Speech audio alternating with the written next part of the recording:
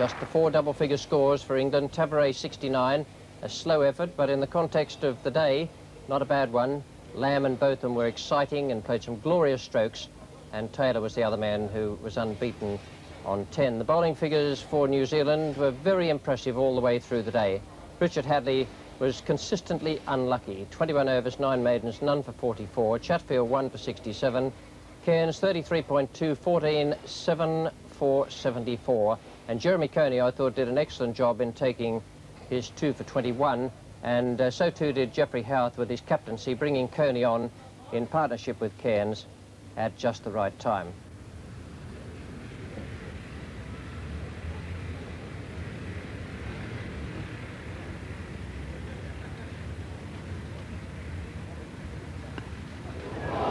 It's a really difficult chance, but it's the sort that must be caught if you're only defending a total of 225. David Gower was the man who almost clung on to that ball travelling at tremendous speed.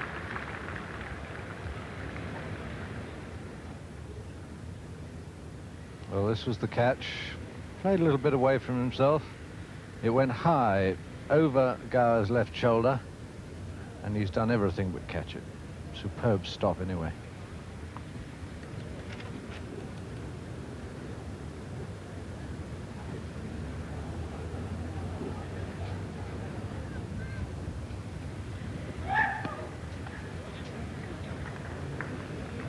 Alan Lamb is the fielder from Shortford Square.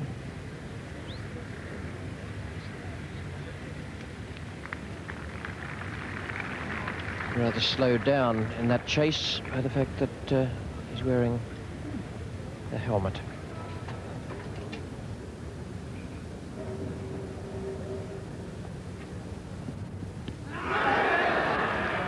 That must have been pitching outside leg stump.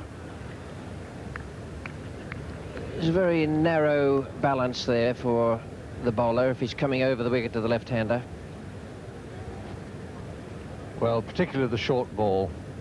The short ball almost inevitably pitches outside leg, and in my contention that always gives the left-handed batsman a great advantage because he can go for the hook shot without any fear of being out if the ball happens to stay low.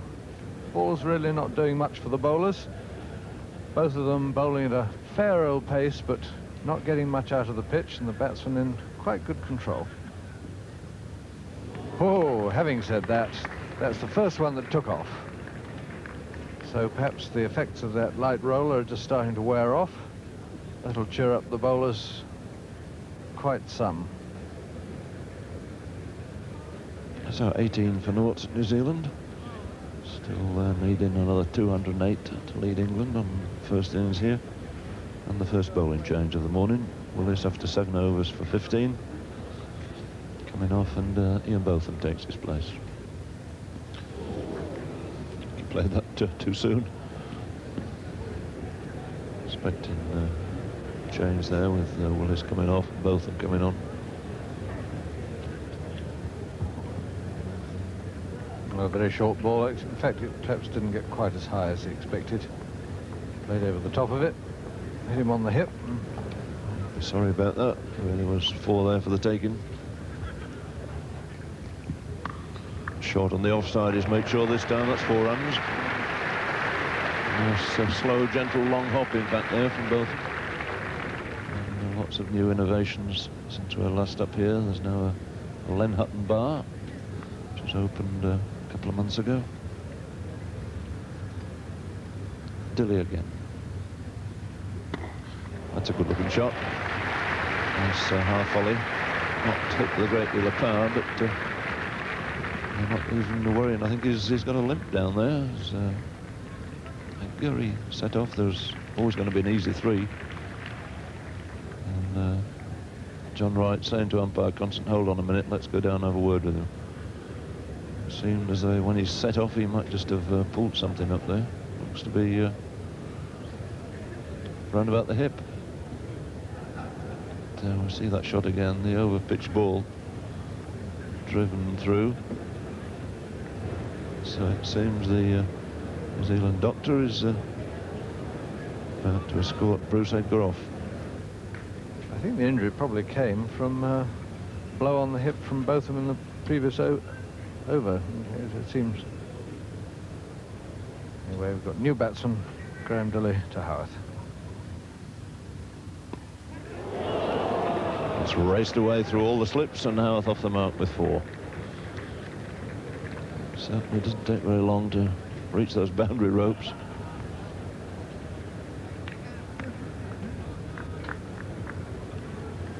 Well, Dilley a little unlucky this morning. That's bounced, hit the shoulder of the bat, flown clear over the top of everybody.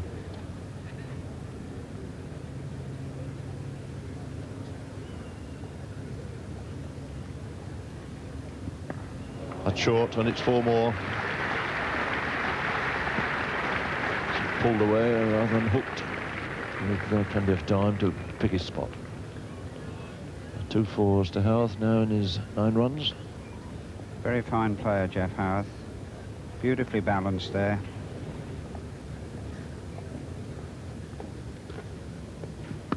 Oh, that's a cracking shot. Overpitched, half volley, admittedly, but my word, he put it away in great style. Shot of the day. On the up. Graham Dilley has come off, and he's being replaced by Bob Willis.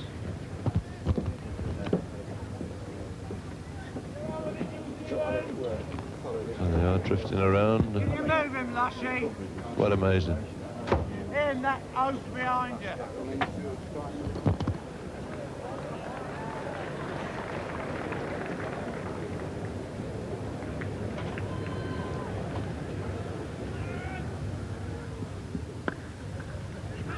And again the struggle. And he's out.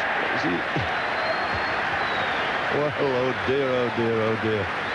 Constant just lifting his finger, and these two have done it again. Going for a ridiculous run there. So Howarth desperately unhappy again. Run out for 13, and the first New Zealand wicket goes down at 52.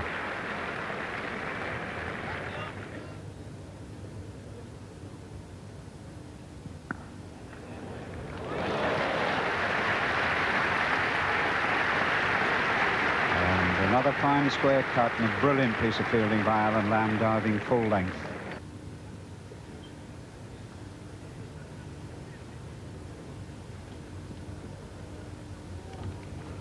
There's a lot of movement there. Really did come back a long way from outside off stump. Well, I don't know whether that's good judgment or a bit of luck.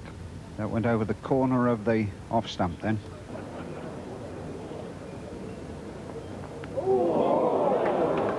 Four runs, first runs off Norman Cowans, and he can count himself a little unlucky. Very quick delivery, that.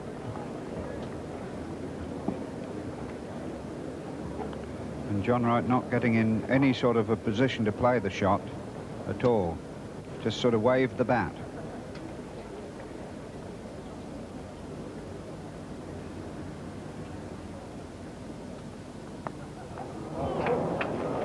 And four more. Other side, other edge.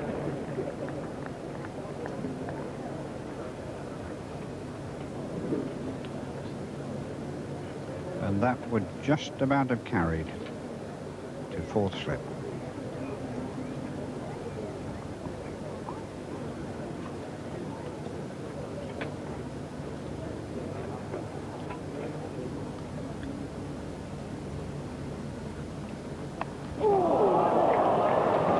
Off the over so far, and not one of them's come from anywhere near the centre of the bat. And Wright faced in and cracking it away off the back foot through the covers. The chase there for Alan Lamb. The ball, as ever, just gathering that little bit of extra pace as it goes over the ropes, and it's four more.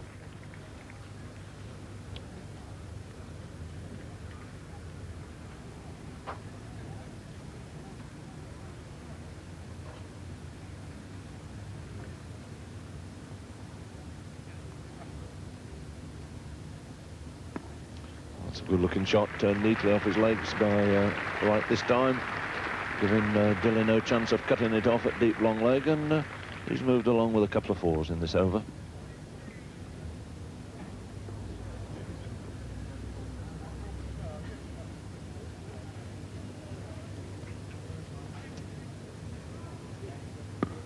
It's a good straight drive.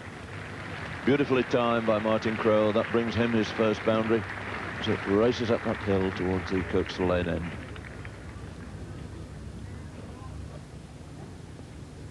Nothing come the way of any of the quicker bowlers. Willis must be considering Edmund shortly. That was well bowled. It was a slight adjustment finally by Crowe to pull the bat away.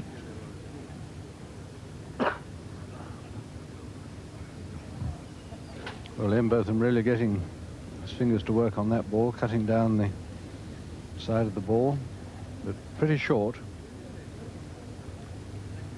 If you can get that one up another yard, it'll be very difficult to play. There's a straight drive again, and it's 4 more. Just bided his time as Martin Crowe waited for anything, slightly overpitched and put it away in fine style.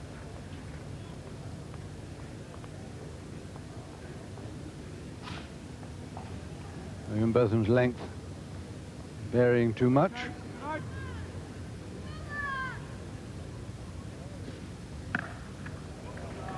He's done it in good style this time. That's 4 runs, cracked off the back foot again. And Lamb just jogging after it, knows there's no way in which he can stop it. So a very good 50 once again to John Wright. This is fifth 50 for New Zealand. In addition to which, of course, he's made a couple of test hundreds. 8 fours in a fine knock. The ball not that short, but just nicely wide, giving Wright the room to hit it through the covers. You need room to hit a cricket ball. It's off the boot. Edmund set catch it, as he invariably does.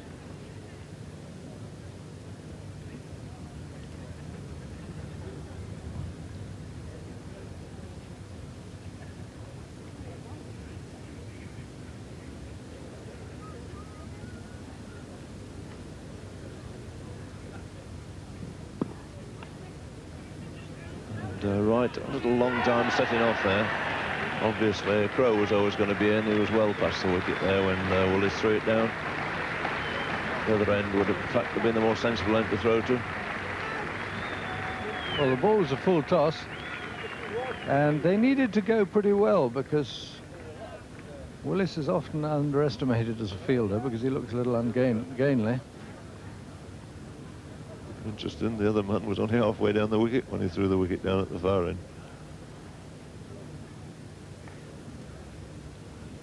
So the 100 goes up.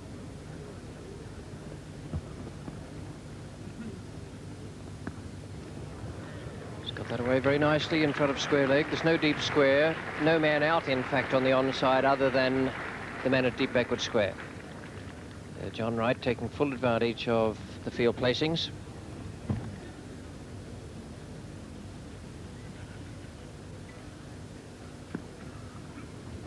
Fielded. Nice turn round and throw as well. Beautiful piece of athleticism, that. Yes, excellent stroke for a start off the back foot, and then this lovely reach and left-handed stop, turn, throw with the right.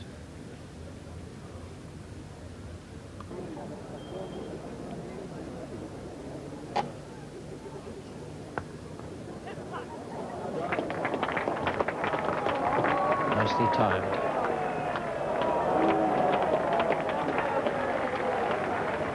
Nicely placed. The timing was superb. He didn't give it a tremendous thump. Got it right off the middle of the bat.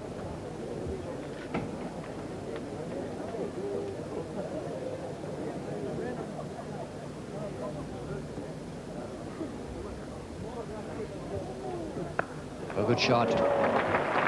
He was very quick to seize on that. That's one of John Wright's great plus marks. He's a fine defensive player, And every time a loose one comes along, he jumps at it.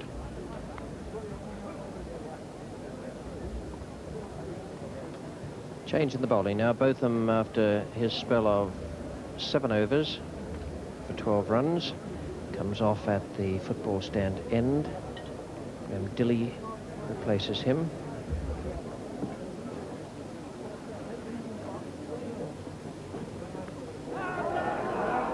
Out there for not playing a stroke.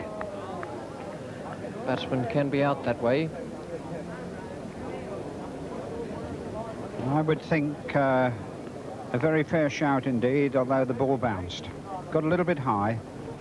It hit Martin Crowe just above the knee roll, and I think would have gone over the top and possibly just outside the off stump.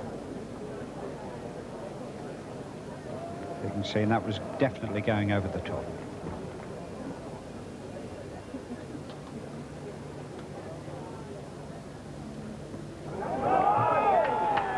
Bowled. A little bit of a tangle there for Martin Crowe. And one of the few times Martin Crowe hasn't looked fully in charge of the situation. That one nipping back onto him a bit and looking a little bit untidy there, but I think he was beaten by pace as much as anything there. Well, that's a good looking shot. Rose nicely to get on top of it, put it away square on the offside. Alan Lamb chasing it, but has to give it best. There's no doubt that this young man, Martin Crowe's been quite a find for New Zealand. So Norman Cairns having a switch of ends, going to try his luck now coming down the hill at the Kirksall Lane end. So he's got the assistance of just a slight hill to come down here at Headingley. Comes into Martin Crowe. And John Wright backing up well there. Seeing the single through and the score going on to 150. So 150 for 1 on the board, coming up in the 63rd over, with Crowe going on to 34.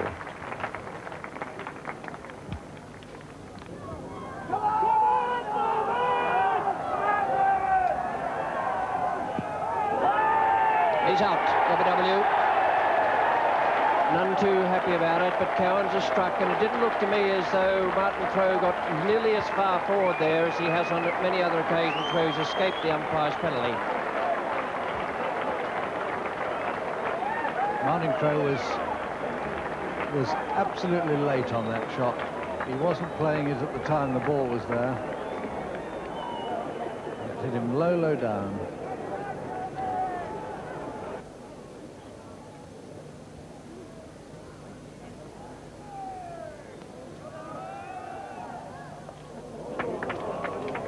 Quite get that. Cowans will be called into service down at long leg. He's got a good arm. Oh, what a good piece of cricket from England. And what a very, very bad piece of cricket from New Zealand. This business of turning and running a few yards and then having a look at where the fielder and the ball might be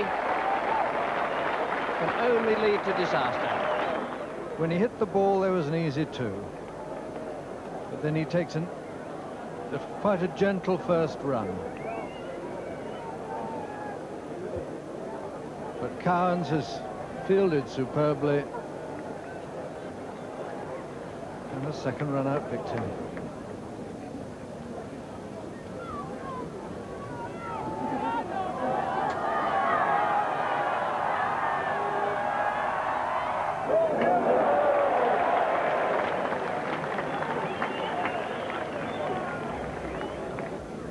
Willis is keeping up the field placing of 2 slips and a very wide gully. Edmonds almost at square point in a rather shorter position. And Willis has got him. Safe hands. Wright has gone. The memory of 2 run-outs will be with him as he walks out. He's out for 93, and England suddenly right back in this game. Cowans takes another wicket.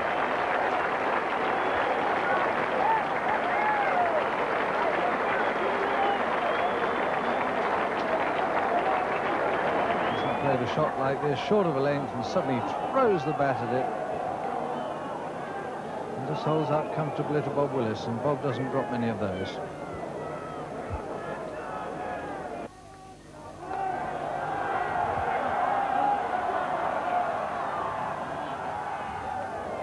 Hadlee's away.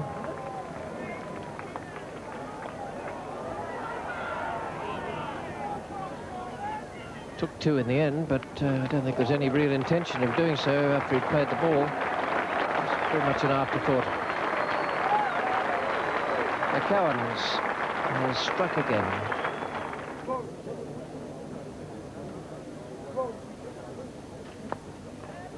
Nice stroke off the back foot for four. Beautifully timed by Jeremy Coney.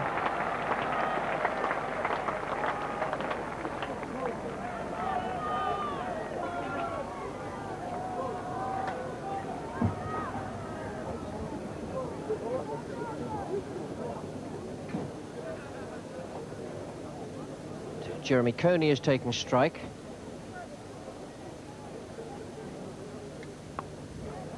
And is playing really well. He's already played one stroke like that through the covers off the back foot of Edmonds in the last over, and that one was equally well timed.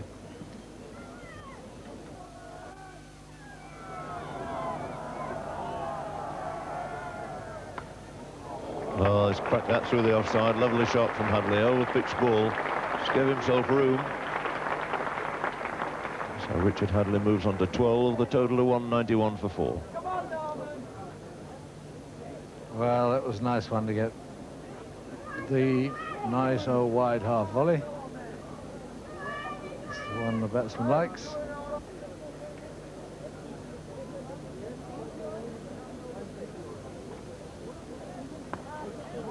That's a beautiful shot again. Picked the gap between extra cover and mid-off and stroked it away in great style. So Coney moving on to 14. The total to 195 now.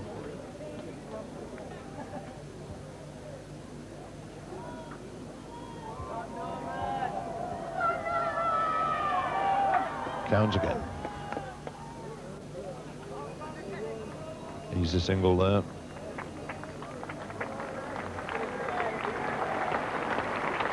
So that single to Hadley brings up 200 for New Zealand. They've reached it for a loss of 4 wickets. And they're now only 25 runs behind England.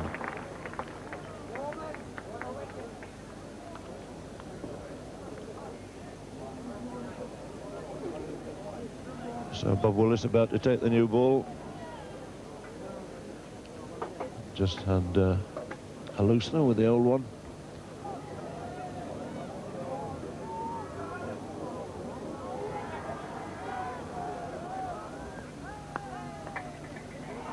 To hurry through for a single.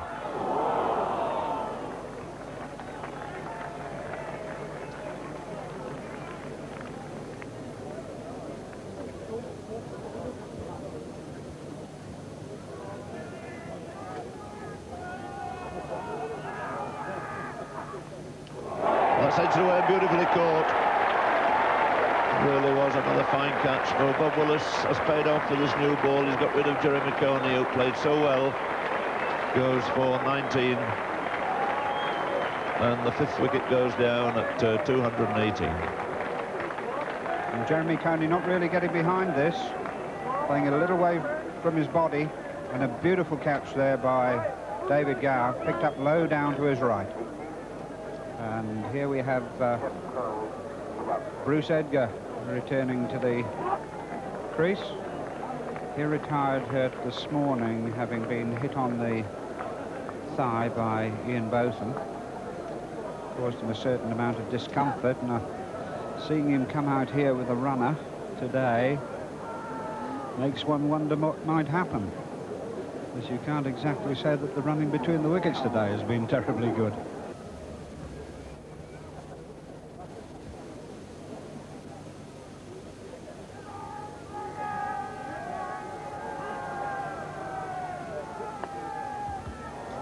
It's 4 runs. There is a slip cordon there, but it doesn't extend right around to Edmonds, the man at Gully. Both of them is trying to get an extra man in there, I think. He's having a word from a distance with Bob Willis now. And New Zealand have gone into the lead. 226 for 5 against England's 225.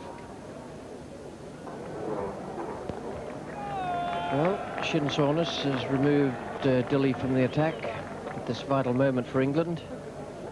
The 13th man has come on. Vic Marks is already fielding for Graham Fowler. And Neil Hartley of Yorkshire comes on his home ground.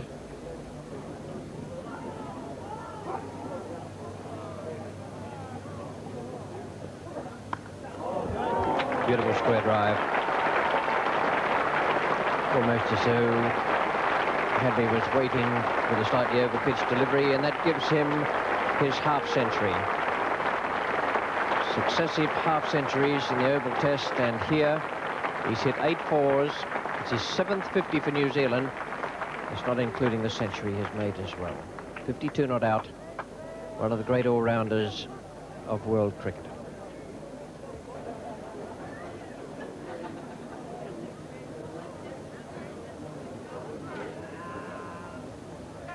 There's a big shout there, but Edgar has just pushed forward, and umpire Constant has said not out. That would have been a great piece of captaincy from Bob Willis. In fact, it turned out to be a marvellous decision by umpire David Constant, because that ball just edged past Edgar's glove, flew off the pad there and straight across to Willis, who'd put himself there the ball before.